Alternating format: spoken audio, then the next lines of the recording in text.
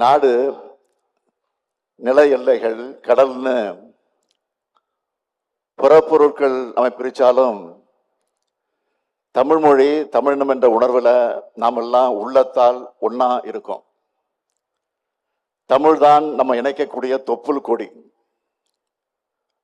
அந்த உணர்வோட உறவோட தாய் மண்ணாம் தமிழ்நாட்டுக்கு வந்திருக்கு உங்க எல்லோரையும் உங்களில் ஒருவனா வருக வருக என்று நான் வரவேற்கிறேன். தமிழ்நாட்டின் முதலமைச்சரா அயலக தமிழர் நாள் நல்வாழ்த்துக்களையும் உலக தமிழருக்கு நான் தெரிவிச்சுக்க விரும்புகிறேன். இங்கே குடியிருக்க பலரோட முன்னோர்கள் 100-200 ஆண்டுகளுக்கு முன்பு பல்வேறு காரணங்களுக்காக தாய்மண்ணில் இருந்து சென்றிருப்பாங்க. இந்த பூமி பந்தோட வெவ்வேறு நாடுகளுக்கும் சென்று தன்னுடைய ஓய்வறியா உழைப்பு, தியாகம், வியர்வை, கண்ணீர் சிந்தி அந்த நாடுகளை வளர்த்தாங்க. அவங்களாலதான் பாலைகள் சோலைகளாச்சு, கட்டாந்தரைகள் தார் சாலைகளாச்சு, அலைகடல்கள்ல துறைமுகங்கள் உருவாச்சு, தேயிலை தோட்டங்கள், ரப்பர் தோட்டங்கள், கரும்பு பயிர்கள் செழித்து வளர்ந்துச்சு. அந்த நாடுகளும் வளம் பெற்றுச்சு. நான் இதை சொல்லும் போது நீங்கள் கடந்து வந்த பாதை, பட்ட துன்பங்கள், அடைந்த உயரங்கள்னு உங்களுடைய நினைவுகள் நிச்சயம் உங்க குடும்ப வரலாற்றை எண்ணி பார்க்கும். அப்படிப்பட்ட தமிழ் தியாகிகளின் வாரிசுகளான உங்களை உறவா அரவணைக்கக்கூடிய அந்த பாங்கு தமிழ்நாடுக்கு இருக்கு. நான் இருக்கேன், அதை பற்றி நீங்க கவலைப்பட வேண்டிய அவசியம் இல்லை. நீங்களும் தமிழ்நாட்டை மறக்கல, தமிழ்நாடும் உங்களை மறக்கல. இதுதான் தமிழினத்தின் பாசம். அதனாலதான் அயலக மண்டல குடியேறினாலும் உங்கள் முன்னோர்களும் நீங்களும் தமிழை வளர்க்கிறீங்க. இப்படி அயலக மண்ணிலையும் தமிழுக்காக பாடுபட்ட சான்றோர்களை, வழித்தோன்றர்கள் மற்றும் அண்மை காலங்களில் வெளிநாடுகளுக்கு சென்று இந்தியா வளமாக வாழ அந்நிய செலவாணியை ஈட்டித்தரும் தமிழ் சொந்தங்களுக்கு நன்றி சொல்லவும் அங்கீகாரம் வழங்கவும் நம்ம திராவிட மாடல் அரசு அயலக தமிழர் நாளை கொண்டாடுகிறோம். 4வது ஆண்டா இந்த நிகழ்ச்சியை நடத்துறோம். ஏதோ ஒண்ணு கூடணும், பழம்பெரும் பெருமைகளை பேசணும்னு நாம் கலைஞ்சு போகல. கடந்த காலங்களில் தீட்ட திட்டங்களோட செயல்பாட்டை ஆராய்ந்து நிகழ்கால வளர்ச்சிக்கு என்ன தேவை என்ற அந்த போக்க ஆய்வு செஞ்சு எதிர்காலத்தில் அயலக தமிழர்கள் மேலும் சிறப்பாக வாழ்வதற்கான திட்டங்களை உறுதிப்படுத்துகிறோம். அதுக்காகத்தான் ஒரு குடையின் கீழ் இயங்குகிறோம். அயலகங்கள்ல குடிமக்களா வாழக்கூடிய தமிழர்களும் அயலகங்களுக்கு சென்று உழைக்கிற தமிழ்நாட்டு தமிழர்களும் வளமாக வாழத்தான் அயலக தமிழர் நலன் மற்றும் மறுவாழ்வுத்துறை ஓய்வில்லாமல் உழைக்குது. நிலமெங்கும் நிறைந்திருக்கக்கூடிய எல்லா தமிழர்களுக்காகவும் செயல்பட்டு உங்களுடைய இதயங்களாலும் அரசா நம்ம திராவிட மாடல் அரசு விளங்குது. எந்த தூரமும் நம்மை தமிழிலிருந்து தூரப்படுத்தி விடக்கூடாது என்பதில் உறுதியா இருக்கும். அதனாலதான் அயலகங்கள்ல தமிழ் வளர்க்கும் பல திட்டங்களை செயல்படுத்தி வரோம். அதுல சிலவற்றை குறிப்பிட்டு சொல்லணும்னா, தமிழ் பரப்புரை கழகம், தமிழ் பண்பாட்டை காக்கும் பல்வேறு நிகழ்ச்சிகள், தமிழுக்காக பாடுபடும் தமிழ்ச்சங்கங்களுக்கு விருதுகள் மற்றும் அங்கீகாரம், இலவச சட்ட மையங்கள், அயலக தமிழர்களோட குழந்தைகள் நமது தாய்மொழியை கற்க, தமிழ் இணைய கல்விக் கழகம் வழியா தமிழ் சங்கங்களோட இணைஞ்சு தமிழ் கற்றுக் கொடுக்கிறோம். இதுல தன்னார்வலர்களாக செயல்படுகிற ஆசிரியர்களுக்கு சிறப்பு ஊக்கத்தொகை மற்றும் தமிழ்நாடு அரசின் சான்றிதழ் வழங்குகிறோம். புலம்பெயர் தமிழர்களோட இலக்கியத்துக்கு விருது. தங்களுடைய நாட்டில் சமூக நலத்துக்கும் தாயக வளர்ச்சிக்கும் பங்களிக்கிற தமிழர்களுக்கு விருதுகள்.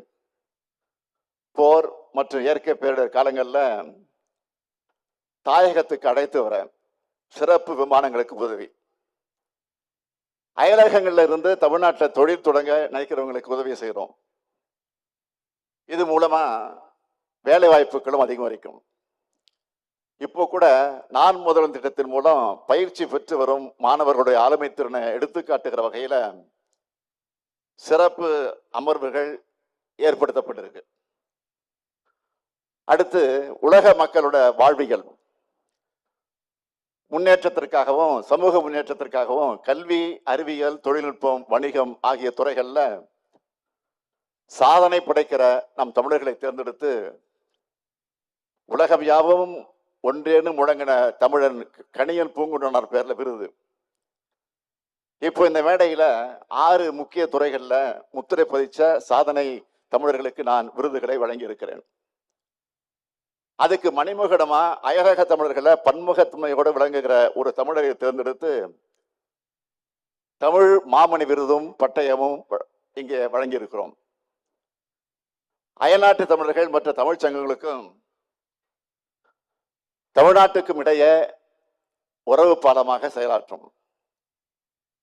அயலக தமிழ் இளைஞர் ஒருவருக்கு சிறந்த பண்பாட்டு தூதுவர் என்ற விருதையும் இந்த ஆண்டு முதல் வழங்கியுள்ளோம். இந்த விருதுகளை எல்லாம் இந்த ஆண்டு பெற்றிருக்கக்கூடிய அனைவருக்கும் என்னுடைய வாழ்த்துக்களை, பாராட்டுக்களை நான் இங்கே தெரிவித்துக் கொள்ள விரும்புகிறேன். இது போன்ற விருதுகள் மூலம் பண்பாட்டு தூதுவர்களை உருவாக்கி உலகெங்கும் உள்ள தமிழ் சொந்தங்களோட உறவு பாலம் அமைப்போம். இது எல்லாத்தையும் விட என் மனசுக்கு நெருக்கமான ஒரு திட்டம் இருக்கு. அதுதான் பல நூறு ஆண்டுகளுக்கு முன்னாடி புலம்பெயர்ந்த தமிழர்களுடைய வழித்தோன்றல்களை தமிழ்நாட்டுக்கு அழைச்சிட்டு வந்து அவர்களுடைய வேர்கள் பரவி இருக்கக்கூடிய கிராமங்களை அடையாளம் காட்டுகிற வேர்களை தேடி திட்டம். தமிழ் மண்ணில் அவங்களோட சொந்தங்களை கண்டுபிடிச்சு கண்ணீர் மல்க பாசத்தை கொட்டின சிலிர்ப்பூட்டு அனுபவங்கள் உருவாக்கின திட்டம் தான் இது. இன்னும் சொல்லணும்னா என் அரசியல் வாழ்க்கையில இந்த திட்டம் ஒரு மைல்கல். திராவிட இயக்க கோட்பாடுகளுக்கு கிடைச்ச பெரும் வெற்றி இந்த வேர்களை தேடி திட்டம். இந்த திட்டத்தில் இதுவரைக்கும் 2 பயணங்கள் மேற்கொள்ளப்பட்டு 157 இளைஞர்கள் தாய்மண்ணுக்கு வந்திருக்கிறாங்க.